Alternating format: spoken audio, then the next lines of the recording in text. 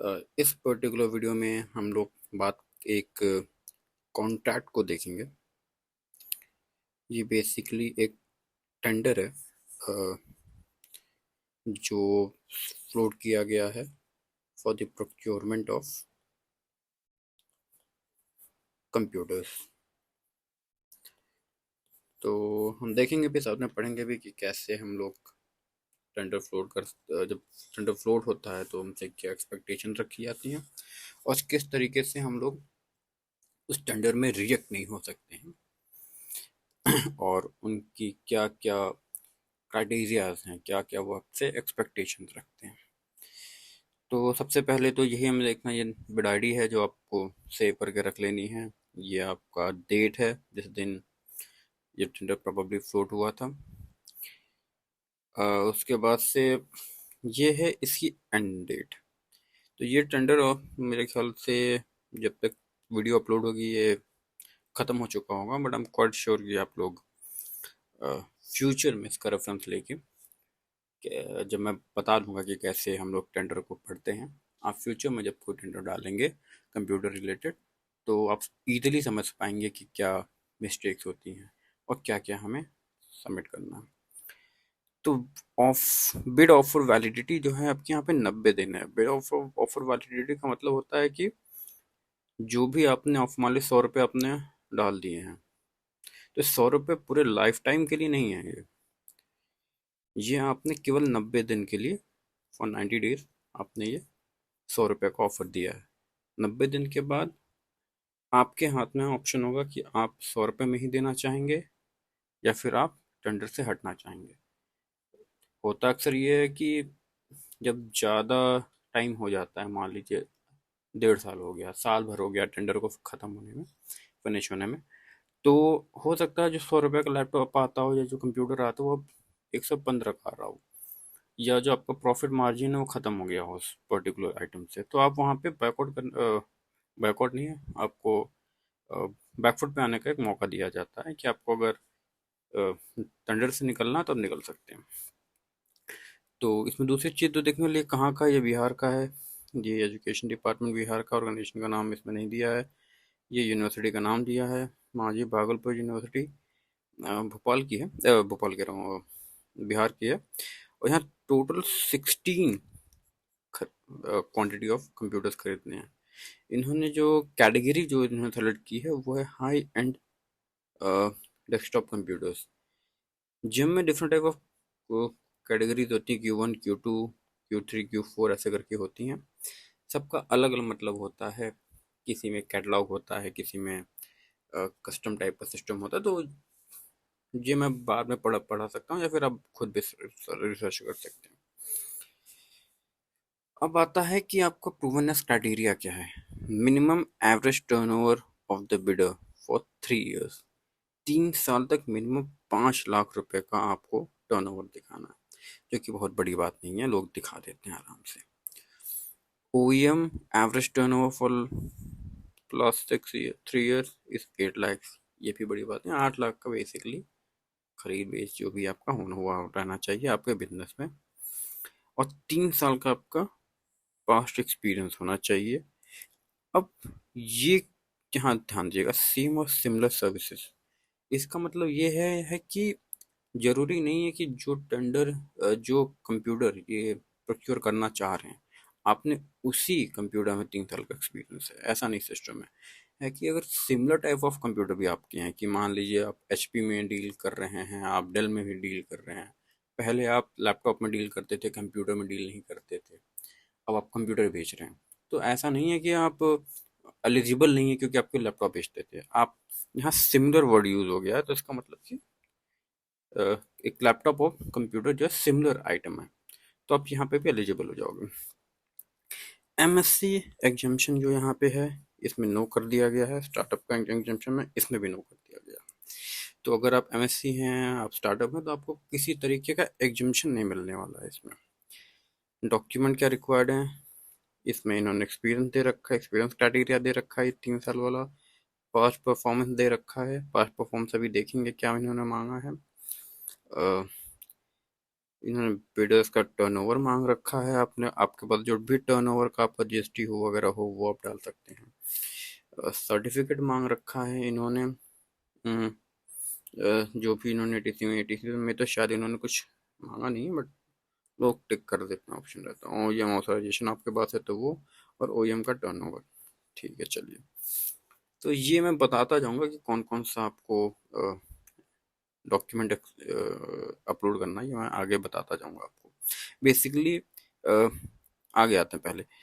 तो इन्होंने नो कर दिया है, ये भी स्टैंडर्ड ही रहता है। ये ऑप्शन बेसिकली इसलिए कि अ, जो जो कंपनीज ने या जो जो फर्म्स ने ऑफर डाला है, क्या उसके डॉक्यूमेंट्स पब्लिकली दिखेंगे या नहीं। यूजुअली ये लोग नो कर देते हैं, क्योंकि जो डॉक्यूमेंट होता है वो कंपनीज की प्राइवेट प्रॉपर्टी होती है, तो ये लोग नो ही कर देते हैं। तो ये हमारे काम का नहीं है।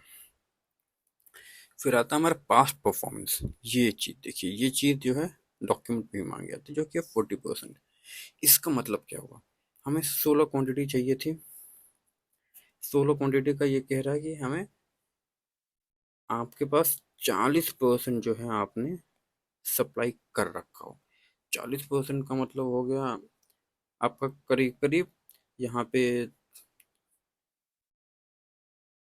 करीब 7 कंप्यूटर्स का जो है आपने टेंडर्स पहले कर रखे होंगे। आपने एटलीस्ट 60 कंप्यूटर्स किसी प्राइवेट ऑर्गेनाइजेशन को, किसी गवर्नमेंट ऑर्गेनाइजेशन को टेंडर बेसिस पे दे रखा हो। टेंडर बेसिस का मतलब क्या है? ये नहीं कि आपने खुले में बेचा है। इसका मतलब क्या है? मतलब आपने मिनिमम अपने 7 कंप्यूटर किसी न किसी स्कूल को, कॉलेज को, प्राइवेट हो या पब्लिक हो, जैसा भी हो, आपने उनको 7 क्वांटिटी ऑफ कंप्यूटर्स या laptop similar nature of items जो है आपने दे रखा हो। तो हम ये जो जिन्होंने जो बायर हैं, अगर आपने 7 आइटम्स दे रखे हैं, तभी बायर मानेंगे कि हाँ आप क्वालिफाइड हैं इस पर्टिकुलर टेंडर में पार्टिसिपेट करने के लिए। इसका जो प्रूफ आपको सबमिट करना पड़ेगा, जो कि यहाँ पे मांग रखा है इन्होंने पास्ट परफॉर्मेंस पे। ये मान लीजिए एक्सपीरियंस क्राइटेरिया पहला हो गया आपका, पास्ट परफॉर्मेंस दूसरा डॉक्यूमेंट हो गया। अब पास्ट परफॉर्मेंस डॉक्यूमेंट में क्या क्या रिक्वायर्ड हो, कैसे क्या क्या रिक्वायर्ड होता है, क्या क्या सबमिट करना रहता है। पहला मान लीजिए आप अगर अपने जेम से पार्टिसिपेट किया होगा, तो जेम का कॉन्ट्रैक्ट। अगर आपने वैसे खुले में दे रखा हो गया, जैसा भी हो, तो जो भी इनका सप्लाई ऑर्डर जो आपके लिए बना हो उसका। दूसरा, पेमेंट प्रूफ जरूर दिया करिए आप लोग, कि आपने प्रोवाइड तो कर दिया है लेकिन उसका पेमेंट हुआ कि नहीं हुआ। डिलीवरी पीरियड के मान ली 15 दिन का डिलीवरी पीरियड था, तो आपने उस पर्टिकुलर डिलीवरी पीरियड में दिया कि नहीं दिया। ये सब आइडेंटिफाई करवाता है पेमेंट प्रूफ, कि हाँ आपने टेंडर तो आपको मिल गया, आपने उसको एग्जीक्यूट भी किया। अक्सर लोग जो नए नए लोग होते हैं वो केवल जम कॉन्ट्रैक्ट देते हैं, पेमेंट प्रूफ देना भूल जाते हैं, या उनको पता नहीं रहता, ये गलतियां हो जाती हैं। तो पेमेंट प्रूफ हमेशा दीजिए पास परफॉर्मेंस के डॉक्यूमेंट में। और एसओ, सप्लाई ऑर्डर हो, परचेज ऑर्डर हो, जम कॉन्ट्रैक्ट हो, जैसे भी हो, वो भी आप सप्लाई कीजिए, प्रोवाइड करिए। उसके बाद से एक्सपीरियंस क्राइटेरिया का तो मैंने बता ही दिया था। एक्सपीरियंस क्राइटेरिया का जो आपका है 3 साल का चाहिए होता है। अब उसको भी आप सिमिलर वे में ही दिखा सकते हैं, सप्लाई ऑर्डर वगैरह दिखा दीजिए कि आपने 3 साल से आपने 3 साल से आपको प्रोवाइड करा रहे हैं, कोई भी 3 साल से पुराना आपके पास हो तो। उसके बाद से आपका आता है RA9 है इसमें। चलिए, अच्छी बात है, 50 लाख से कम का टेंडर है ये, ऑब्वियस सी बात है। ये टू बिड हमारे काम का नहीं है। टेक्निकल क्लैरिफिकेशन डॉक्यूमेंट, ये भी इनका है। इंस्पेक्शन रिक्वायर्ड, नो, ये भी ठीक है। टोटल वैल्यू वाइज इवैल्यूएशन, चलिए ये भी ठीक है, ये भी हमारे काम का नहीं है। Financial document required, yes. Financial document required, yes. चलिए इसको ही बाद में बताते हैं हम आपको। आर्बिट्रेशन क्लॉज हमेशा हो रहा है, ये भी नहीं। चलिए, इसके बाद से आता है ईएमडी डिटेल्स। ईएमडी डिटेल्स में ईएमडी इन्होंने मांग रखी है करीब करीब 10,000 रुपये। तो ये भी ऑनलाइन ही जमा कर दिया करिए, ज़्यादा बढ़िया रहता है सबके लिए। ईपीपी डिटेल रिक्वायर्ड, इन्होंने नो कर रखा है। तो अच्छी बात है कि ईपीपीजी के लिए बना कर रखा, तो पैसे कम फंसेंगे हम लोग के। हाँ, सामान की डिलीवरी दीजिए, ईपीजी लेके चले जाइए। ईएमडी एग्जम्पशन किस किन के लिए है ये भी देख लेना। कैटेगरी ओनली मैन्युफैक्चरर, तो हम ये वाला एग्जम्पशन तो उन्होंने दिया ही नहीं है, तो प्रॉब्लली किसी को ईएमडी की एग्जम्पशन शायद ही हो किसी को। मुझे तो नहीं लग रहा किसी को मिलेगी। उसके बाद से EMD and performance in favour of, ये भी चलिए ईपीपीजी है ही नहीं। और ईएमडी आपको मैं सजेस्ट करूँगा ऑनलाइन दीजिए। ऑनलाइन अगर नहीं देना है तो आप इस बेनिफिशियरी पे आप सबमिट कर सकते हैं, यहाँ पे लिखा हुआ है। एम आई परचेज विनो है एमएससी प्रेफरेंस। से देखिए, अगर आप एक एमएससी हैं तो एमएससी का प्रेफरेंस ये है, मतलब कि अगर कोई मान लीजिए ओईएम आता है, ओईएम आता है, ओपीएम आता है जो कि नॉन एमएससी है, आपने अगर उसके क्या है कि 15% के रेंज में, 15% हाइयर आपने अगर डाल रखा, आप एमएससी हो, आपने एक जो नॉन एमएससी ओईएम ओपीएम वगैरह जो है उनसे 15% हाइयर पे अगर आपने अ, अपना रेट दे रखा है, तो ये लोग आपको उस प्राइस मैच करने का एक मौका देंगे। और जब आप प्राइस मैच कराएंगे तो ये लोग 25% ऑफ द टोटल क्वांटिटी आपको ऑफर कर देंगे। 25 क्वांटिटी का मतलब 4 कंप्यूटर को आपको ऑफर करेंगे कि क्या आप 4 कंप्यूटर देना चाहोगे L1 के रेट पे। तो इसका ये मतलब होता है। अगर आपको ठीक से समझ नहीं आया तो कमेंट सेक्शन में बताइएगा, इसके लिए अलग से मैं वीडियो बना दूंगा। अब ये दुनिया भर का आपका वो है एमएससी प्रेफरेंस को लेकर ही आपका दिया हुआ लग रहा है मुझे। परचेज प्रेफरेंस टू एमएससी दे रखा है, ओईएम टर्नियो क्राइटेरिया दे रखा है आपका कि वही मतलब 31 मार्च से पहले होना चाहिए, फलाना ढमकाना होना चाहिए, मतलब 3 इनकॉर्पोरेशन इनके सब ये जो आपका ये सब दुनिया भर की चीज़ें दे रखी हैं। अगर आप ओईएम है तो आपको तो पता ही होगा कैसे भरना है, it won't be a big deal. अगर इशू है तो बताएगा। बाकी इसमें ये सब क्राइटेरिया दे रखा है कि ये जो ऊपर हमने पढ़ रखा था यहाँ पे, जो ये सब हमने दे रखा था, इन सब के बारे में इन्होंने यहाँ बता रखा। वही सेम चीज़ें हैं कि जो हमारा है किस तरीके से हमें डॉक्यूमेंट यहाँ जो है सबमिट करना है। ये थोड़ी देर में आपको बताऊंगा। तब तक हम आगे देखते हैं कि हमें कौन से कंप्यूटर देने हैं। ये सब आपका कॉमर्शियल पार्ट में बेसिकली चला आता है, तो इसमें कुछ करना नहीं था। सीवीए के पास जाएंगे तो सारे डॉक्यूमेंट आपको बना के दे देंगे। वो आपका सर्टिफिकेट, ये दुनिया भर का बैलेंस शीट वगैरह जो आप है एज अ डॉक्यूमेंट्री एविडेंस आपका मान लिया जाएगा। लेकिन हाँ, मतलब जो सर्टिफिकेट है वो चार्टर्ड अकाउंटेंट वगैरह से आना चाहिए। ये सब बातें कही जाएंगी।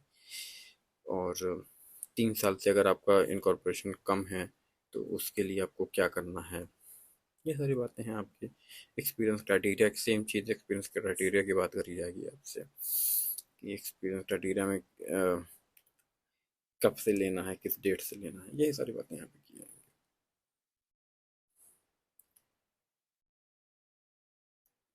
उसके बाद से आपको पता है high end computers. High end computers 16 piece चाहिए, जिस पे आप क्लिक करेंगे तो आपका खुल जाएगा जिसमें यही सब दिया होगा। बेसिकली ये जेम की कैटेगरी है और इसके स्पेसिफिकेशन जहाँ दे रखे हैं आपको ख्याल रखना है। इसमें कुछ कुछ गोल्डन पैरामीटर्स होते हैं, कुछ कुछ नॉर्मल होते हैं, तो उसका ध्यान दीजिएगा। तो इसको पढ़ से कैसे मैं बेसिकली बताना चाहता हूँ। जब लिखा है स्पेसिफिकेशन, लिखा base processor number, base processor number का क्या लिखा है इसमें कि ये Ryzen 5700G, Ryzen AMD Ryzen 7 और XYZ जो भी दे रखा है यहाँ पे, इंटेल कोर i7, और ये आगे जो भी दे रखा है। ठीक है, आपको यू ये आपका मिनिमम होना चाहिए। मतलब कि जो सबसे स्लो कंप्यूटर जो आप देंगे वो ये वाला देंगे। आप i9 भी ऑफर कर सकते थे। अगर आपने i9 भी आप ऑफर कर सकते हैं, यहाँ देखिए हायर प्रोसेसर। लेकिन आप i9 जब ऑफर करेंगे, आप मैंने मान ली बढ़िया कंप्यूटर ऑफर करने लगे, i9 ऑफर कर रहे हैं, एक आपका जो कॉम्पिटिटर है वो i7 ऑफर कर रहा है, तो ऑब्वियसली बात है ये लेस रेट पे करेंगे, ये आप हायर रेट पे करेंगे, ये L1 हो जाएगा, जी डी आएगा। आप पता नहीं L2 होंगे L10 होंगे, नहीं भाई जीते ना जीते जो भी आपका सही हो। तो इसलिए लोग इसी पे स्टिक रहते हैं, मिनिमम जो ये लोग इन लोगों ने जो मांगा है उसी पे स्टिक रहिए। अ, वही कंप्यूटर लाइए, वही सिस्टम लाइए और इनको दे दीजिए at the most competitive price. Same same यहाँ पे भी होता है कि आपको ये रजान का ये फलाना वाला जो है प्रोसेसर है, ये आप कर सकते हो, ये आप दे सकते हो, ये सारी चीज़ें आप ये मांग रहे हैं। अ, इस नंबर की चीज़ें हैं तो ठीक है, नहीं तो इससे हायर का प्रोसेसर भी काम करेगा। तो जहाँ तक मुझे लग रहा है कि आप इसको ही फॉलो कर देंगे तो ये अपने आप ही आ जाएगा, ज़रूरत नहीं रहेगी। ये ऑटोमेटिक किसी ने सेलेक्ट कर लिया है, ऑलमोस्ट ऑल कर लिया। इसमें भी एक्सपेंशन स्लॉट दो सब जगह ही होता है, 1 2 3 1 2 3, कोई बड़ी बात नहीं है। ट्रस्टेड प्लेटफॉर्म मॉड्यूल, इसका मुझे आइडिया नहीं है, आपको ही पता करना पड़ेगा। यहाँ तो मुझे लग रहा है ये सब भी ऑलमोस्ट सब मिल रहा है। ग्राफिक कार्ड इंटीग्रेटेड रहनी चाहिए, इस चीज़ का ख्याल रखिए, ग्राफिक कार्ड अलग ना हो। उसके साथ ऑपरेटिंग सिस्टम प्री लोडेड चाहिए। विंडोज 7 प्रोफेशनल उसमें ऑलरेडी होना चाहिए। और ये जैसे एचपी के कुछ कुछ आते हैं जिसमें विंडोज ऑलरेडी पड़ा रहता है, तो वो वाले इन्हें चाहिए। फिर रैम देख लिए किस टाइप ऑफ जो रैम जो मांग रहे हैं, DDR5 मांग रहे हैं, 3 वाले ना आ जाए, पुराने वाले अपना दे दो। रैम का साइज मिनिमम 16 ही मांग रहे हैं, 16 से ऊपर कोई भी हो तो ये भी आप जुगाड़ कर सकते हो, ये भी ऑलमोस्ट हर जगह सेम है। डी आई एम स्लॉट ये भी मान लीजिए 2 तो सब जगह ही होते हैं यार, ये सारे तो नॉर्मल हैं आपके। Primary storage capacity in GB, ये कह रहे हैं कि ये चाहिए इन लोग को, 500 नहीं चाहिए, 1024 चाहिए, 80 ऊपर चाहिए। तो इस ये आपका एक और मेजर हो जाएगा, ये मेजर हो गया आपका एक, ये मेजर हो गया आपका एक, मान लो ये मेजर हो गया आपका तीसरा। ये पहला, ध्यान से अगर हम लोग देखेंगे तो दूसरा, ये रहा तीसरा, ये रहा चौथा। ये जो है चलो, ये खास करके आपको ख्याल में रखना पड़ेगा कि ये सारी चीज़ें हैं। कहीं आप कहीं 500 GB का ना दे दो, समझने बात, कहीं आप DDR3 ना दे दो, कहीं आप ऐसा ना दे दो जिसमें वो डॉसल सिस्टम हो, जो बिना किसी ऑपरेटिंग सिस्टम के आता हो, ऐसा ना आप कुछ दे दो। कहीं ऐसा ना हो कि अपना i5 ऑफर कर दिया हम लोग को, तो ये सारी चीज़ें नहीं होनी चाहिए। ये मतलब मेरे ख्याल से, मतलब मैं अगर टेंडर डाल रहा होता तो मैं इन सब चीज़ों पे खास करके ध्यान रखता, इन पॉइंट्स पे अभी तक। उसके से ये बेस अवेलेबिलिटी, ये भी तो मुझे लग रहा है कि मिनिमम 2 ही सब जगह होता है। अ, एक बार ये सब देख लीजिएगा, इसका मुझे आइडिया नहीं है कितने इंच का होता है। कैबिनेट आपको देखना पड़ेगा, एक कैबिनेट फॉर्म फैक्टर में टावर मांग रहे हैं ये, इसका ख्याल रखिए। टावर का लोग खड़ा वाला होता है, कहीं लेटने वाला ना आप लोग, वैसे खड़े वाले सब लोग देते हैं। तो ये सारी चीज़ें हैं, ये भी सेम ही है, सिमिलर सब जगह ही रहता है। USB पोर्ट कम से कम 4 होने चाहिए, 4 तो हर मिनिमम हर जगह मिलते हैं, क्या ही बनाते हैं तो। लेकिन टाइप ए है वर्जन, और ये वर्जन 2 है 0.0 ये भी मिनिमम 2 हो। पोर्ट C1 और टाइप C हो, एक HDMI पोर्ट हो, ये सारी चीज़ें। अब ये देखिएगा, चौथे के बाद ये रहा हमारे 5 में, इसको मान सकते हैं, आपका मन है, ये ऑप्शनल है। और ज़्यादातर ये सब जगह ही होता है। टाइप C वाला मुझे डाउटफुल है, पता नहीं कितने कितने जगह होता है। मॉनिटर जो है आपका साथ में अवेलेबल रहेगा, और साइज इसका ये रहेगा, हमेशा याद रखिएगा, ये इंचेस में है आपका शायद, तो साइज़ का ध्यान रखिएगा। मॉनिटर का साइज़ है किस तरीके से, VGA, डिस्प्ले पोर्ट, ये सब देख लीजिएगा। इनपुट डिवाइस में mouse connectivity, yes wired, keyboard connectivity wired, type of keyboard standard with rupees symbol, ठीक है, एक ये ध्यान रखिएगा। सातवां, और ये वारंटी, डिवाइस स्टैंडर्ड 3 साल की, तो ऑलमोस्ट सभी लोग मांगते हैं, 3 years और हायर।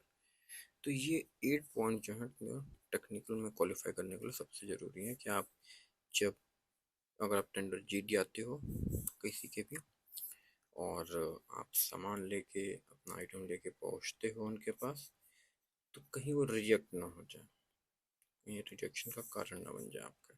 तो ये सारी चीज़ें हैं जो आपको खास करके ध्यान रखनी है। ये 8 पॉइंट अगर मैं होता तो मैं ज़्यादा ध्यान रखता, क्योंकि इस पे ज़्यादा हटने के चांसेस। अब आगे है कि कहाँ पे लेके जाना। तो राकेश कुमार है, ये पता दे रखा है, मार्क क्वान्टिटी दे रखा है, 15 दिन का डिलीवरी पीरियड दे रखा है कि आपको जब मिलेगा तब 15 दिन में आपको डिलीवर करना पड़ेगा, और डिलीवरी कॉस्ट वगैरह भी आप उसमें ऐड कर लेना। ये कुछ स्पेशल टर्म्स एंड कंडीशन है। ये टर्म्स एंड कंडीशन जिम अपने पास से ऑटोमेटिकली देता है, क्योंकि ये एक तरीके का Q2 आइटम में एक खास करके आते हैं, और कुछ कुछ स्टैंडर्ड समझिए टर्म्स एंड कंडीशन होती हैं जिम की, कुछ कुछ आइटम्स को लेके, जो जिम चाहता है कि स्टैंडर्डाइज कोई भी बायर जब करे तो उससे स्टैंडर्डाइज वो सारी चीज़ें मिलें, तो सारे कंडीशंस मतलब मीट कर रहा हो जो भी सामान पहुंचा रहा हो बायर को, तो उसका ख्याल रख लीजिएगा। तो इसमें कुछ खास है नहीं एज सच। ज़्यादातर चीज़ें आप लोग ऑटोमेटिकली ही आप लोग इसे फुलफिल कर रहे होगे, starting from the product verification की जो है, मतलब बेसिकली अकाउंट अकाउंट ना बनाना पड़े, खुद ही जो है कंप्यूटर में सीरियल नंबर जो होता है वो दिख रहा हो वहाँ पे, तो यूनिक सीरियल नंबर जो है वो लैपटॉप कंप्यूटर में भी दिख रहा हो, और सामान में भी दिख रहा हो, और आपके बिल में भी दिख रहा हो, ये है। और आपके पास कोई ऑथराइजेशन फॉर्म वॉर्म की ज़रूरत नहीं है घुमा फिरा के। सो डायरेक्ट जो माइक्रोसॉफ्ट है खुद लोग बेसिकली वही माइक्रो पायरेट आप लोग डाल दिए हो। इन सारी चीज़ों का ध्यान दीजिएगा। MAFA मैंडेटरी नहीं होता घुमा फिरा के, ये इसलिए होता था कि पार्टिसिपेशन लिमिटेड ना हो। तो घुमा फिरा के यही सब है, आप अपना देख लीजिएगा, ये सब चीज़ें नॉर्मल ही होती हैं। देखिए यहाँ पे ये भी लिखा हुआ कि अगर आप डॉस दे रहे हो Linux operating system, such verification shall not be applicable, the well shall request the Windows hardware compatibility software certificate for Windows. तो ये सारी चीज़ें तो मुझे लग रहा है ऑटोमेटिकली आपके कंप्यूटर में आती हैं साथ ही साथ में। ऐसे एक बार पढ़ भी लीजिएगा, जहाँ तो मुझे लग रहा इससे ज़्यादा कुछ है नहीं इसमें। तो buyers should be advised to note that incorporating OEM logo on motherboard is restrictive and may not be incorporated into the bid। तो OEM अपना फालतू का लोगो को ना लगाए। यही है Intel AMD processor aided edge पर G model technical specification desktop. ये अपने आप को भी बता रहा है कि i7 में फलाना 5700 क्यों मांगा गया, तो वो वही चीज़ एक्सप्लेन यहाँ कर रहा है। स्कोप ऑफ इंस्टॉलेशन है कि किस तरीके से इंस्टॉल होगा। तो बेसिकली आप जाएंगे, इंस्टॉल भी करेंगे, कमीशन भी करेंगे, टेस्टिंग भी इसकी करेंगे कि चल रहा है कि नहीं चल रहा है, बढ़िया से चल रहा है, चलवा लवा के दिखा उखा के फिर आएंगे आप। घुमा फिरा की ये बात है। और इसमें ऑब्लिगेशन दे रखा है कि क्या क्या ऑब्लिगेशंस हैं। तो मतलब बेसिकली सेटअप वेटअप करवाने का एप्लीकेशन है कि ठीक से चलवा के वहाँ पे आना है आपको, और उनको कोई दिक्कत दिक्कत ना आए वहाँ पे, प्रॉपर पास वास लेके जाया करिए। तो ये ऑब्वियस सी बात है, सब अपने आप ही होता है यार। तो मुझे लग रहा है कि यहाँ मल्टीपल लोकेशन तो होगी नहीं, एक ही लोकेशन है। तो बेसिकली स्मूथ कोऑर्डिनेशन की बात यहाँ करी जा रही है कि ठीक ठाक सामान है। वारंटी वारंटी का अपना देख लियो, वारंटी जो 3 साल से अब की मांगा है वो आपको ला के देना पड़ेगा। OEM रिलेटेड टू ये MII है, लोकल कंटेंट है, ये सब जहाँ तक मुझे लग रहा है ज़्यादा पॉसिबल हो नहीं पाता इन सब चीज़ों में। तो इस पे भी ये ज़्यादा कुछ है नहीं कर कहने को। ये कुछ कुछ चेक पॉइंट हैं जिसमें आपको ध्यान रखना है। क्रैक करने से पहले ये लोग करेंगे कि CRAC होता है आपका, इसमें जब फाइनली पेमेंट का टाइम आएगा, जब सामान वामान दे देंगे आप यहाँ से, इनवॉइस सब कुछ अपलोड अपलोड कर देंगे, इनवॉइस वगैरह सब कुछ अपलोड कर देंगे, तो आपको क्रैक व्रैक जनरेट करते हैं कंपनी, जो बायर होती है जनरेट करता है। तो वही है कि इसमें ये सारी चीज़ें, ये पैकिंग है, बढ़िया पैकिंग हुई हो, वारंटी सर्टिफिकेट आपका ओईएम का जो है वो चल रहा हो, ठीक से हो, तो दुनिया भर की चीज़ें हैं, ये सब देख लीजिएगा, खास नहीं है कुछ। आज ये कॉन्फ़िगरेशन की बात यहाँ करी जा रही है कि मोबाइल में भी may permit products delivered with advanced USB standard such as USB Type 3.2 Gen 2 may be acceptable in place of USB Type A port। तो वही बात मैं कह रहा था कि जो क्राइटेरिया वहाँ लिखे गए हैं वो मिनिमम क्राइटेरिया है। अब अगर टाइप वर्जन 3 है तो वर्जन 3.2 दे सकते हैं, उनको कोई दिक्कत नहीं है। ठीक है, आप 3.4 दे सकते हो, 5 दे, लेकिन मिनिमम 3.2 आपको देना है। ये अब आपका देखने के लिए है, तो आप दोनों लोग का ऑलमोस्ट सेम ही होगा। तो देख फिर लीजिएगा, इसको पढ़ लीजिएगा, कुछ खास है नहीं, वही सेम ही चीज़ वहाँ पे भी ऑलमोस्ट लिखी हुई है, वही वारंटी की बात, वही कॉन्फ़िगरेशन और कॉन्फ़िगरेशन की बात। तो फिर ये ऑप्शनल क्लॉज है, ये भी ज़्यादातर काम में आता नहीं है, ये दुनिया भर का डिस्क्लेमर है। पढ़ना पढ़ लिएगा, कुछ खास इसमें हमारे लिए होता नहीं है। तो इसके साथ में हमारा ये टेंडर खत्म होता है। तो हमने ऐसे कहा था कि हम बात करने वाले थे कि हमें कौन कौन से डॉक्यूमेंट सबमिट करने होंगे। डॉक्यूमेंट में मैंने बताया एक्सपीरियंस क्राइटेरिया, यहाँ पे लिखा हुआ था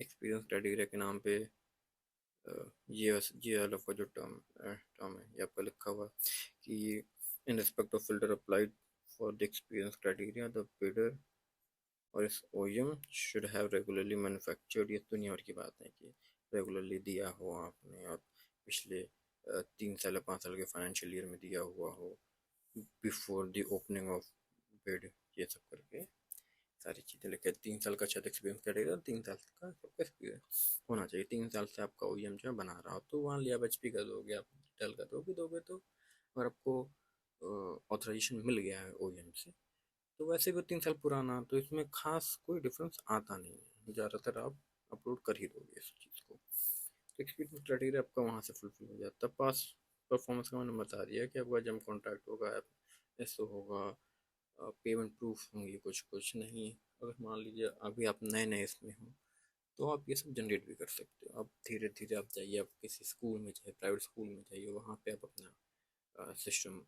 लगवाइए, 2 ही लगवाइए, 4 ही लगवाइए, 10 लगवाइए, तो धीरे धीरे आपका वो बढ़ता जाएगा। बिडर टर्नओवर का भी बात यहाँ पे कर रखी है आपकी कि कैसे करना है, आई थिंक ये वही वाला है। तो ये बिडर टर्न, ये ओएम टर्नओवर या बिडर टर्नओवर जो भी हो, आपका देख लिएगा कैसे कैसे करना है। इसमें अकाउंट शीट वगैरह है, सर्टिफिकेट होना चाहिए चार्टर्ड अकाउंटेंट का, ये सारी चीज़ें हैं।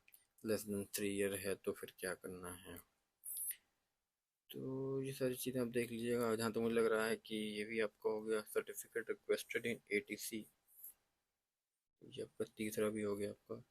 ये आपका कुछ नहीं है, ये आपका बोगस दे रखा है। ओईएम ऑथराइजेशन सर्टिफिकेट आप लाना चाहोगे, अगर मान लिया आप एचपी का सामान दे रहे हो, आप डेल का सामान दे रहे हो, तो ये लोग आपको एक ओईएम का ऑथराइजेशन देंगे आपको। ऑथराइजेशन किसका? डीलर का, कि आप ऑथराइज डीलर हो। और ये हमेशा बिड स्पेसिफिक होता है आपका।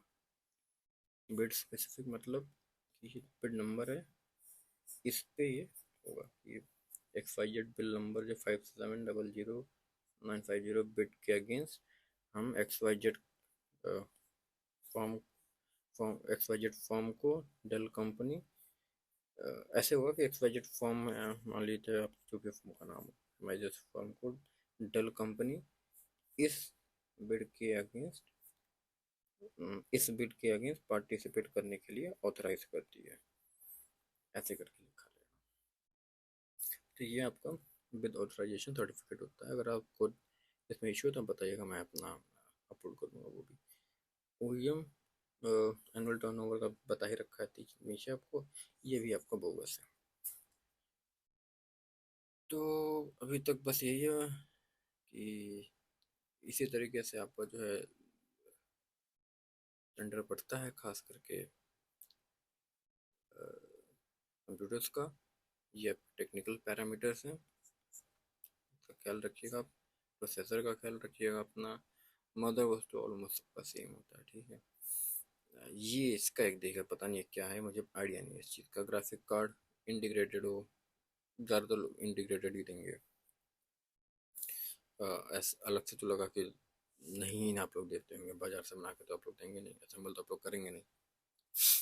अ, उसके बाद से विंडोज़ 11 आपके पास होना चाहिए, रैम होना चाहिए आपके पास। रैम की साइज़ मिनिमम 16 GB की होनी चाहिए।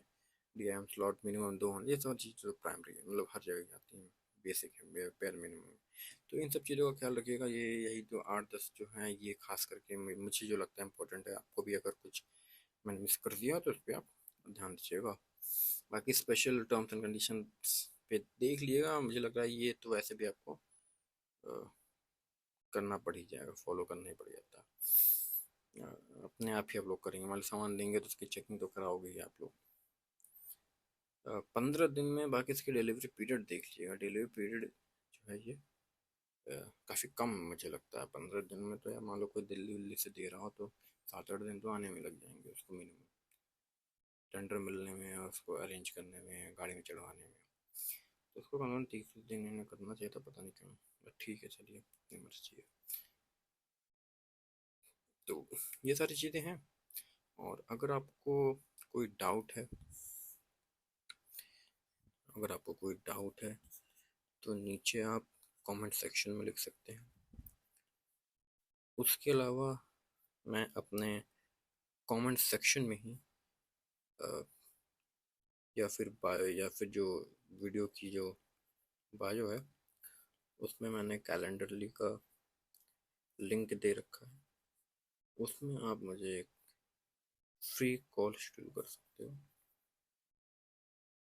इसके मैं कुछ पैसे नहीं लेता हूँ, एब्सोल्युटली फ्री। एंड कोई भी ऐसा डाउट हो, कहीं पे भी आप रिएक्ट हुए हो, तो feel free to contact me. I be very happy to. So thank you everyone. Hope to see you in the next video. और आपके दिमाग में कोई टॉपिक है, कोई टेंडर है जो आप चाहते हैं मैं रिव्यू करूँ या उस पर एक वीडियो बनाऊँ, या मैं बताऊँ उसमें क्या क्या डॉक्यूमेंट्स आप अपलोड कर सकते हैं, कैसे कैसे कर सकते हो, तो डू लेट मी नो, मैं ज़रूर बनाऊँगा। Thank you so much.